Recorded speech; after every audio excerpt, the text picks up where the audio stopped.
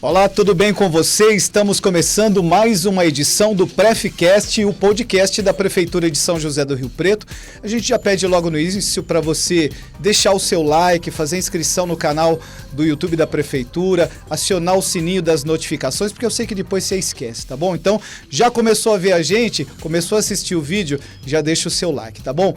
Hoje a gente tem o prazer aqui de receber Júlio César Antônio Filho, que é presidente da Empro, que é uma empresa municipal da área de tecnologia, a Empro Tecnologia e Informação. Tudo bem, Dácio. Muito prazer, obrigado pelo convite. Para mim é uma honra estar aqui com você hoje.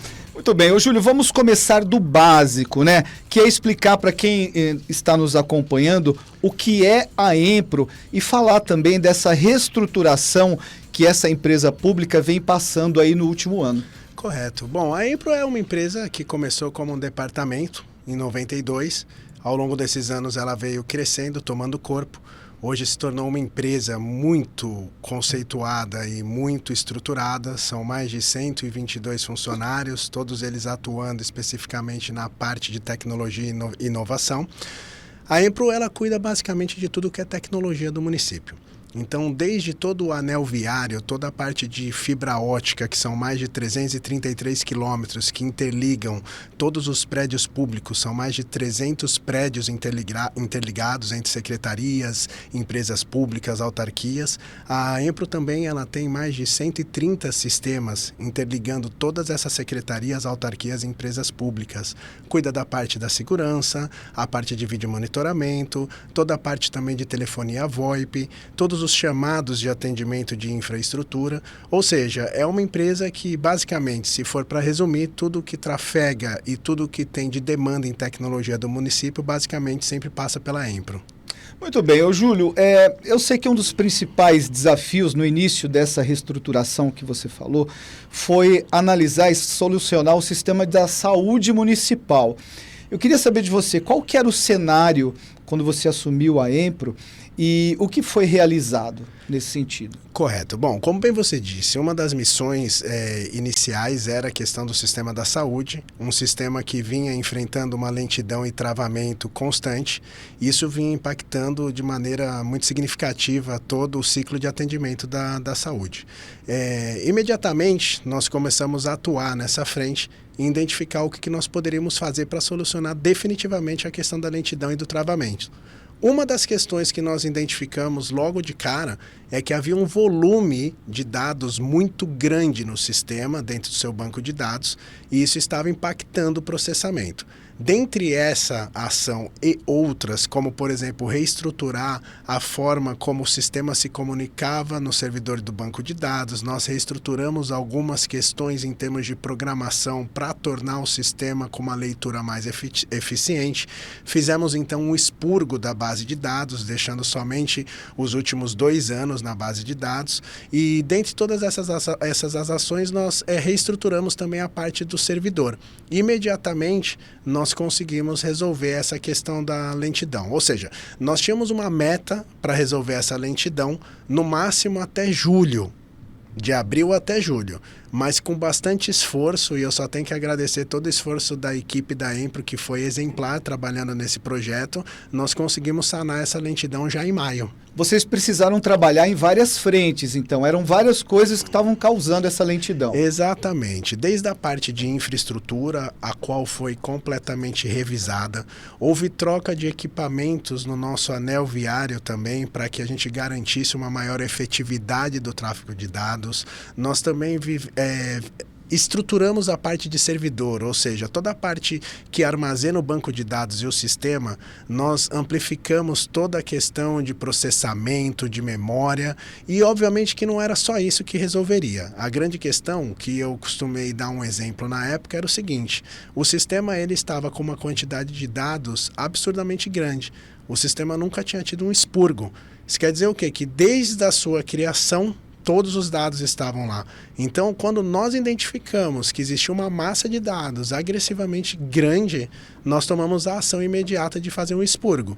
Isso, de fato, foi, assim, 80% da solução da lentidão. Os outros 20% vieram com melhorias em tecnologias, algumas questões relacionadas ao processamento de salvamento do prontuário eletrônico e do agendamento. Então, esse conjunto de ações, de fato, resolveu a lentidão e o travamento. Ô, Júlio, a gente pode dizer para a população que esse problema está resolvido, então? 100%, definitivamente. Obviamente que agora o sistema, desde maio, ele continua passando por evoluções.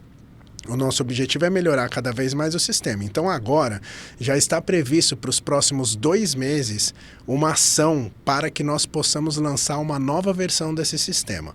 O que essa nova versão vai contemplar? Uma melhoria significativa em termos de segurança, todas as atualizações em termos de licenças dos servidores, de sistema operacional, banco de dados, e nós iremos fazer uma modularização desse sistema. O que isso quer dizer? Hoje o sistema ele trabalha com prontuário eletrônico e com agendamento na mesma instância, trabalha no mesmo servidor com esses 2 módulos, digamos assim. Nós iremos separar esses módulos e trabalhar numa arquitetura que vai otimizar muito mais o agendamento e também a utilização do prontuário eletrônico. Aí seria um servidor dedicado a cada módulo. Perfeitamente, Darcy, exatamente isso. Então, a evolução ela não para. O sistema ele é orgânico, ele continua evoluindo cada vez mais. Nós não conseguimos fazer essa entrega antes, porque ela estava prevista já para ser finalizada no ano passado, porque antes disso nós atuamos fortemente em conjunto com a saúde para os indicadores do Previne Brasil.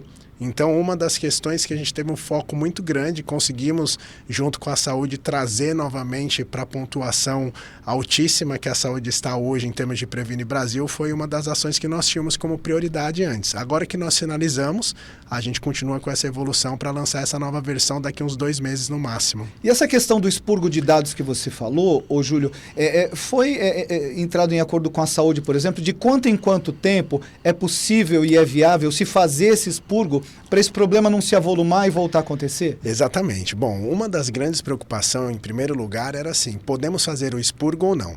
Existia um questionamento de todas as partes na época e uma dúvida muito grande se teríamos essa necessidade ou não, porque nunca havia sido feito o expurgo.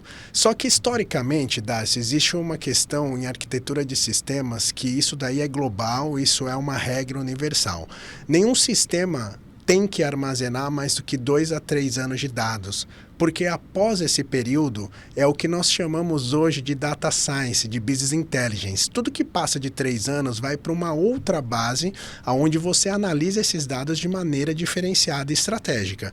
Então nós tínhamos a certeza em termos de arquitetura que a quantidade de anos que estava nesse sistema, que passava de 15 anos, com certeza não era necessário, né? Dificilmente alguém estaria analisando o histórico de um paciente de 15 anos atrás. Agora, quando nós fizemos a separação, nós constatamos, de fato, que não era necessário mais do que 2 anos. E por que isso realmente ficou constatado? Porque nós separamos uma base histórica. Então, veja bem, apesar de ter feito o expurgo, todo o sistema de saúde, todos os médicos continuam tendo acesso ao histórico. Então, esse histórico contempla essa diferença de anos. E quando nós começamos a analisar o acesso desses médicos ao histórico, nós chegamos à conclusão que não chega a 1%. Isso, de fato, deixa nítido que não existe a necessidade desses dados. Então, agora nós implementamos já automaticamente uma rotina de expurgo que sempre vai manter os últimos 2 anos. Obviamente que isso será alinhado sempre com a saúde, mas está mais do que claro que esse histórico não é tão significativo assim. Legal, a gente está falando em saúde, vamos falar um pouquinho da saúde financeira da Empro também, né? Certo. Que foi tema dessa reestruturação que você falou. Nesse sentido de reestruturação financeira, de saúde financeira da empresa, o que foi feito, Júlio? Olha, muito trabalho foi feito. Eu acho que, em primeiro lugar, é importante dizer que eu costumo brincar que o dinheiro não aguenta desaforo, né? Então, é aquela questão. Em primeiro lugar, quando a gente assumiu a Empro, foi identificado todos os pontos que nós poderíamos fazer com redução de despesa. né? O primeiro passo numa reestruturação, além da cultura, das metodologias e processos, é identificar onde a gente pode reduzir despesa. E isso começou já em abril, em paralelo com a resolução do sistema da saúde.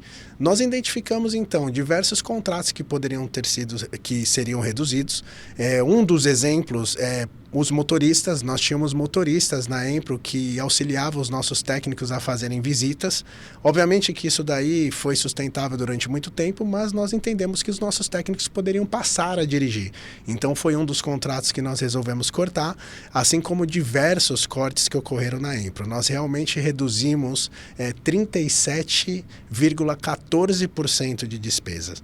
Isso é muito significativo. É uma redução aí aproximadamente de 6,5 milhões ano. Então foi um trabalho muito intenso. O pessoal realmente sentiu, porque isso gera um incômodo, faz com que a gente tenha que sair da zona de conforto, mas era extremamente necessário para que nós pudéssemos realmente fazer o saneamento inicial na Empro. Então, atuamos nas despesas e assim que finalizamos a atuação nas despesas, nós já iniciamos então um trabalho muito importante de revisão do nosso catálogo de serviços. Porque o catálogo de serviços, ele está diretamente relacionado à receita e nós precisaríamos trazer ele para uma atualização no ano de 2023. Nós terminamos então esse catálogo no final do ano passado e agora nós temos o objetivo de aos poucos implementar esse novo catálogo para que a gente possa equalizar então agora as receitas como está o mercado atualmente. Essas dificuldades de adaptação são normais, né?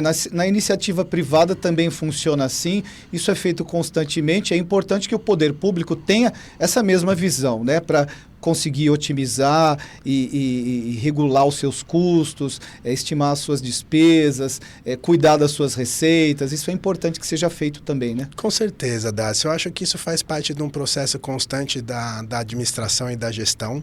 Eu costumo dizer que a gestão ela tem um lado muito duro, que é o lado de você enfrentar o problema de cabeça erguida.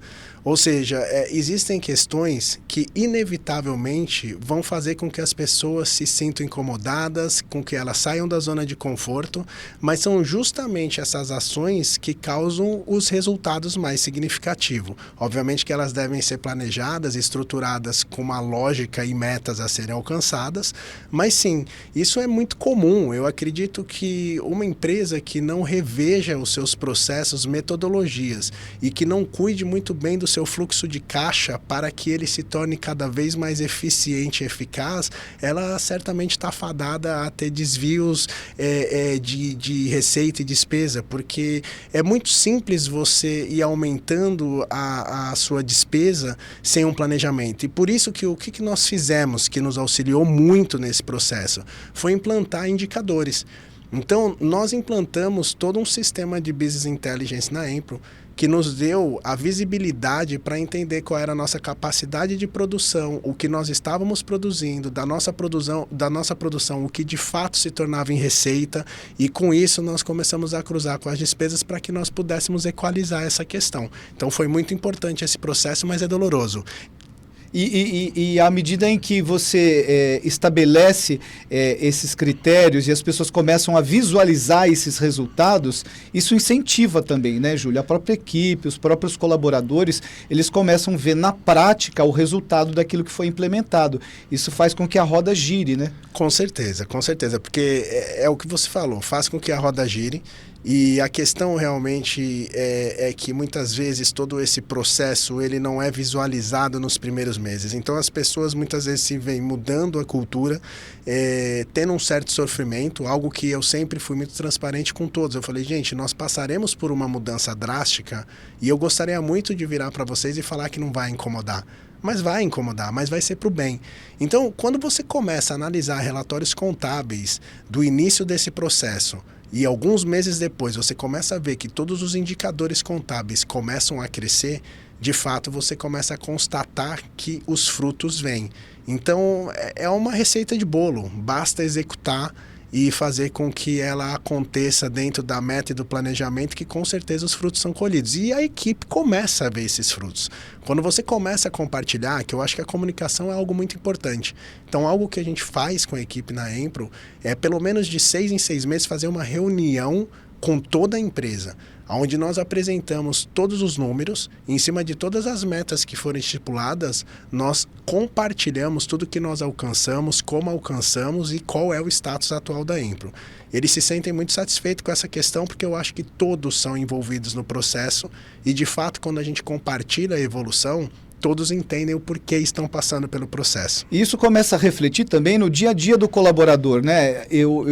Pelo que eu andei vendo aqui, a Empro conseguiu atingir aí uma redução importante no número de chamados abertos, redução do tempo de atendimento. Então isso tudo impacta no trabalho do dia a dia do colaborador, fazendo com que ele consiga reconhecer o resultado daquilo que foi proposto e aquilo que foi colocado em prática. Né? Perfeito, Darcy. É exatamente isso que você falou. Porque não basta fazer uma ação e não medir.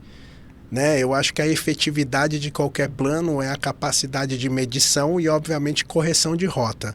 Então, por isso que o primeiro passo que nós fizemos antes de começar essa mudança foi implementar indicadores, que é o que nos dá a capacidade de medição. Do momento que a gente começa a executar o plano, esses indicadores trazem de maneira muito clara quais são os resultados. Então, como bem você colocou, quando a gente viu que nós reduzimos em 47% os chamados que estavam em aberto, nós percebemos que a mudança de metodologia e de cultura aumentou demais a produtividade, que o entendimento dos indicadores de produção versus a realocação de equipe fez com que a efetividade de entrega fosse significativamente aumentada.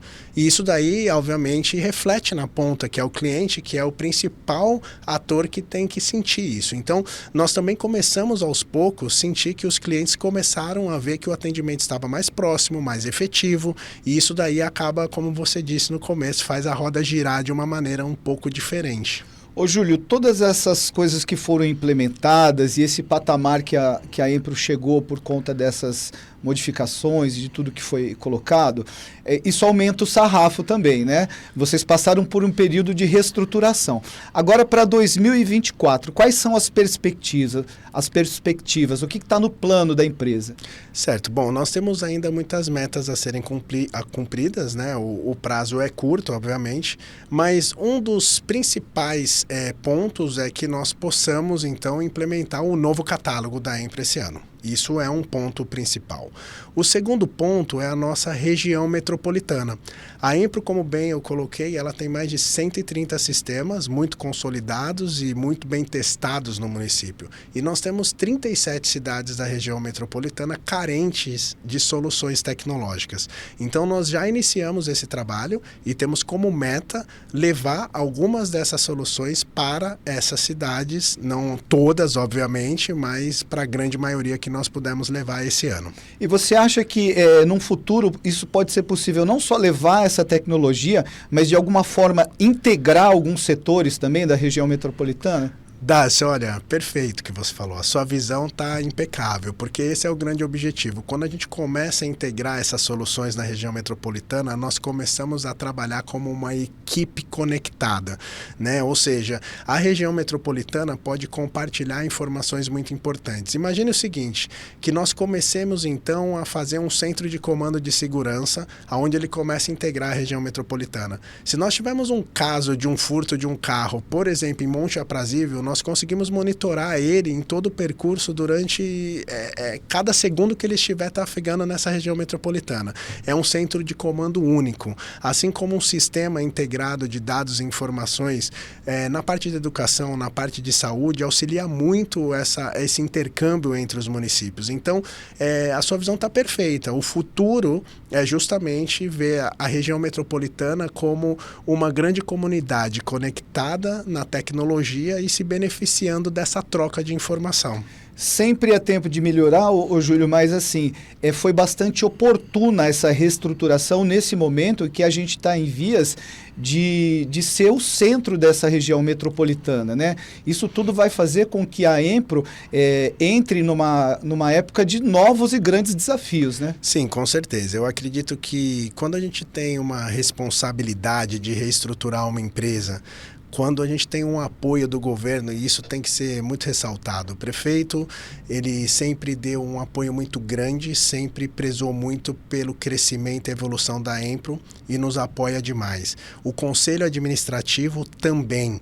Então, nós temos uma responsabilidade de retorno muito grande, porque não basta você receber uma missão e apoio para executar, você tem que dar frutos. Eu costumo dizer que o discurso é muito bonito, ele realmente agrega, mas o que de fato consolida o resultado são os frutos. Então nós temos muitos frutos a dar e temos que trabalhar muito duro ainda, não pode parar, não dá para parar, o ritmo tem que continuar porque muitas entregas devem ser feitas ainda. Ô Júlio, você falou essa questão da segurança, né? E é um assunto que eu queria abordar agora com você. Existe uma perspectiva de novos aplicativos desenvolvidos pela Empro. O que a gente pode falar sobre isso, principalmente nessa área de segurança? Legal. Bom, falando um pouco de aplicativo, muito em breve nós teremos aí lançamento de aplicativos de segurança para a mulher e para a educação. Né? O aplicativo ele tem por objetivo fazer uma tratativa na questão da segurança para as mulheres em medida protetiva.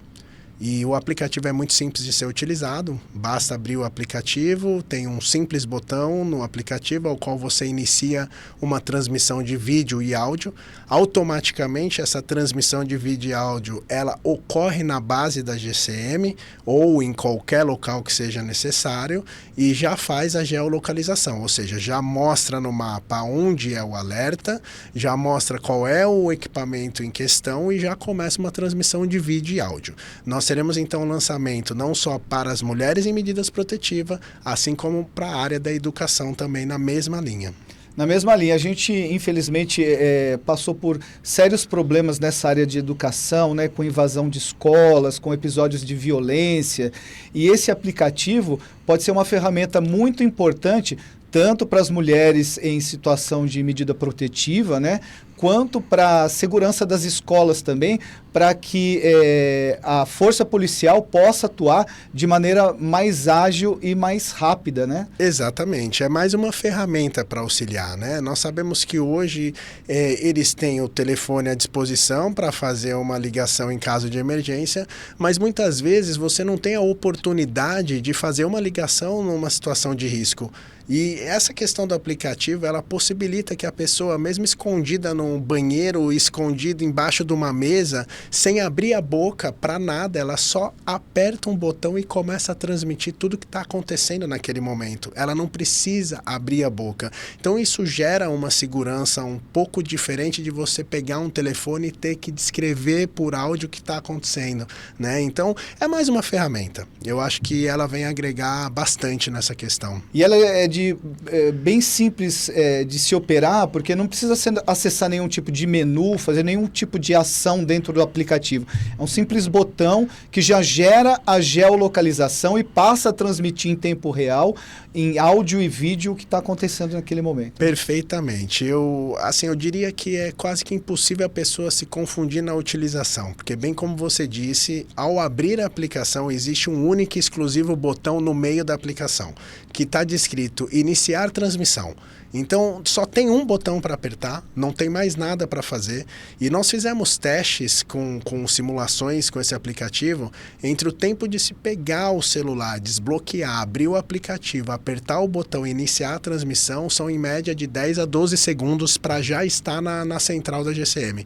Então, ele realmente é muito veloz em termos de agilidade do início da transmissão. Uma coisa importante de falar sobre esse aplicativo, o Júlio, é o seguinte, por exemplo, se a pessoa tiver algum problema de sinal de internet, Wi-Fi ou a internet do celular não estiver funcionando direito, a transmissão ela pode sofrer algum tipo de ruído, algum tipo de comprometimento, mas o envio da geolocalização, ele necessita de alguma coisa muito pequena em termos de internet, para ele já poder gerar a geolocalização de onde está acontecendo o problema, que é o principal, né? Que é o que vai fazer com que a polícia saiba onde atuar, né? Perfeitamente, Dácio.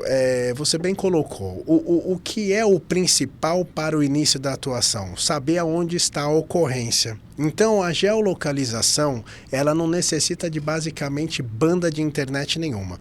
Eu vou fazer uma analogia aqui, se nós voltássemos na época da internet discada, bastaria aquela internet extremamente lenta para poder enviar a geolocalização e a central já saber aonde é a ocorrência.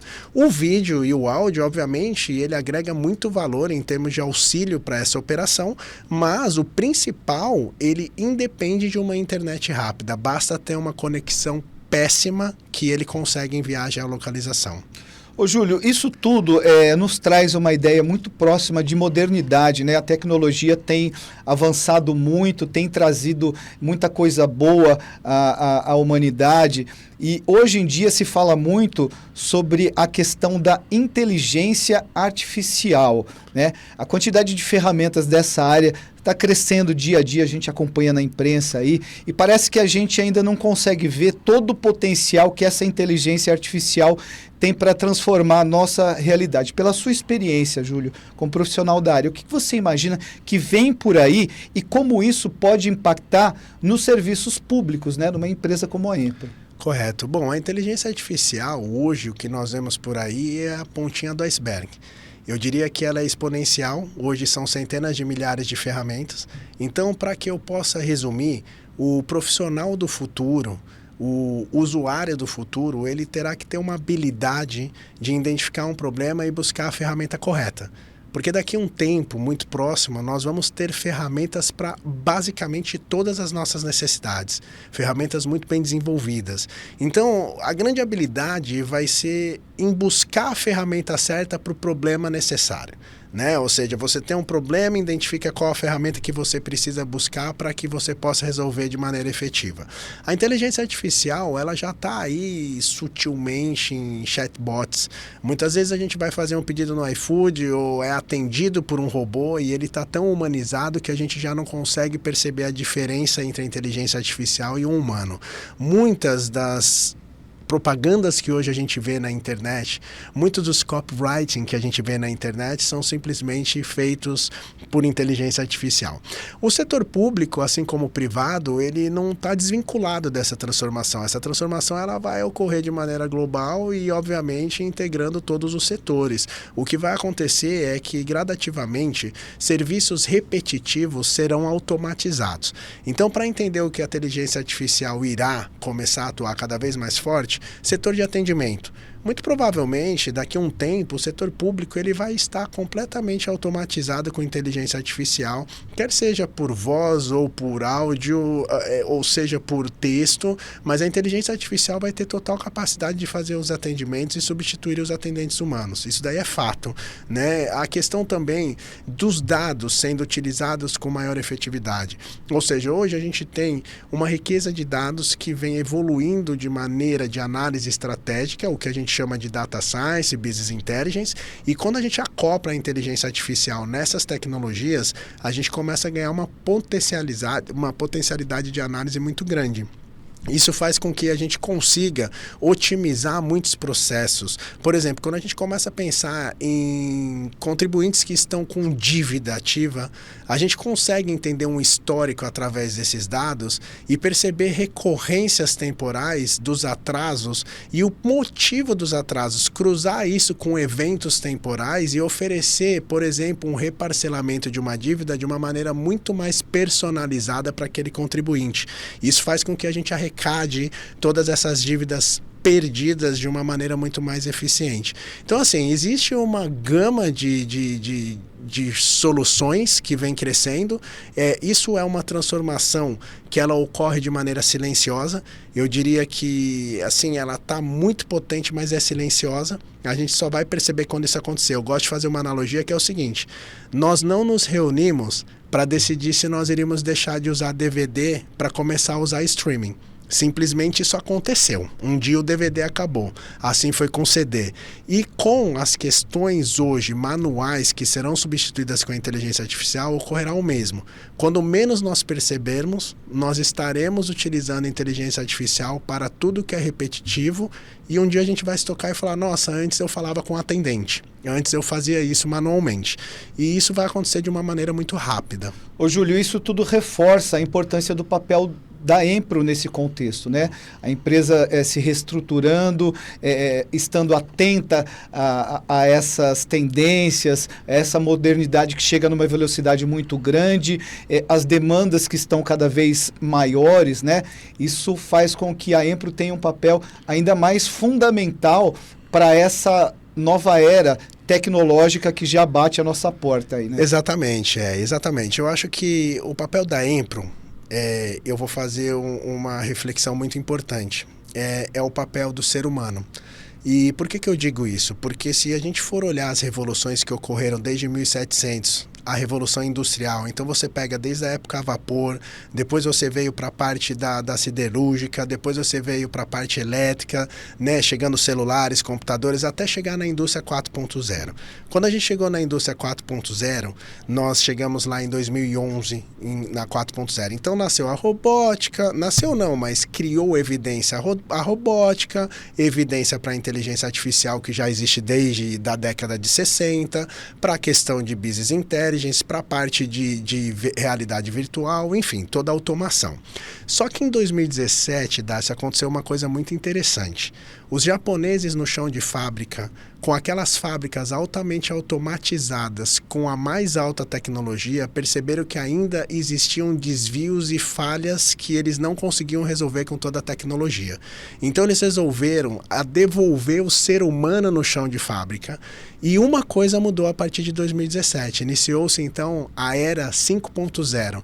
E a única coisa que mudou de 2017 para cá foi o ser humano voltar a ser protagonista no meio de toda essa evolução tecnológica. Ou seja, a tecnologia, ela se torna uma extensão do ser humano e constata-se a insubstituição do ser humano, ou seja, o ser humano não pode ser substituído. Então, desde a solução mais simples, quer seja um cadastro de clientes ou uma complexa de viagem de exploração a Marte do Elon Musk, por trás de tudo isso tem ser humano. Não existe inteligência artificial criando inteligência artificial, existe ser humano criando solução.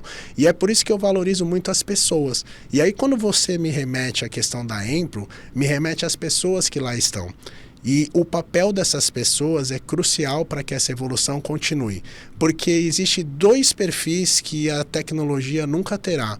A criticidade e a questão da solução do problema pela intuição. Então o ser humano entra em dois papéis. O ser humano do futuro, o profissional do futuro, ele vai ser um pensador crítico e um solucionador de problemas. Porque tecnologia você vai ter para tudo. Mas a tecnologia ela não vai conseguir ter a criticidade para poder achar a solução mais adequada para as necessidades da era. Então a importância das pessoas é indispensável e eu acho que a Empro entra nessa questão, valorizar sempre as pessoas, porque são as pessoas que transformam o mundo e criam a tecnologia, assim como tudo. Legal, é reconfortante ouvir isso, porque tem muita gente que tem um pouco de medo da inteligência artificial, né? Exato. Acha que vai substituir muita coisa. Na verdade vai, mas novos desafios e novas oportunidades no mercado de trabalho serão apresentadas para as pessoas que acompanharem, né, toda essa movimentação. Perfeitamente, Darcy, porque até tem um estudo que diz que para cada um posto de trabalho que for extinto pela tecnologia, 2,5 novos serão criados. Porque novas profissões nascerão. Então é algo assim que as pessoas não precisam se preocupar. A inteligência artificial ela não veio para substituir o ser humano e não substituirá. Assim como as pessoas se desesperaram na era da Revolução Industrial, na primeira onda da Revolução do Vapor, eles pensaram que iam perder emprego, ninguém perdeu emprego. Na elétrica, a mesma coisa, ninguém perdeu emprego. Os empregos só se transformam, né? Alguns, obviamente, são extintos, mas outros nascem. E uma referência muito interessante que eu sempre faço com as pessoas e com a questão da natureza. Se a gente for olhar em termos de tecnologia, repara que não existe nada na tecnologia que não sai da cabeça do ser humano e que não saia da Terra. Porque se você for olhar todos os componentes eletrônicos que existem no planeta Terra, ou eles vêm do petróleo, ou eles vêm do minério, ou eles vêm, tem ouro ali no meio. Então é assim, não existe nada na tecnologia que não venha da Terra e do ser humano. Então essa história de que a tecnologia vai substituir o ser humano é uma mentira, isso não vai acontecer, mas sim, a tecnologia ela se tornará uma extensão cada vez mais forte. Assim como hoje nós somos dependentes do smartphone, nós seremos cada vez mais integrados com a tecnologia. Então dá para a gente brincar até que o ser humano do futuro, ele será um pensador crítico, um solucionador de problema e quase que um humanoide, porque sim, ele vai usar a tecnologia de forma cada vez mais potente, mas substituir o ser humano, pode acreditar, jamais, isso não vai acontecer. Muito bem, nós recebemos hoje aqui no PrefCast, com muito prazer, o Júlio César Antônio Filho, que é presidente da Empro Tecnologia e Informação. Júlio, muito obrigado, foi um bate-papo muito bacana. Seja sempre bem-vindo aqui no PrefCast. Muito obrigado, Darcio. Obrigado, foi um prazer estar aqui com vocês e muito sucesso aí, brigadão. Legal, obrigado, eu que agradeço e agradeço a você também que está acompanhando a gente aqui em mais uma edição do PrefCast. Não se esqueça lá, deixa o seu joinha, acione o sininho das notificações, inscreva-se no canal da Prefeitura e você pode acompanhar o PrefCast também nas principais plataformas de streaming disponíveis. Tá bom? Muito obrigado pela sua audiência. Até a próxima.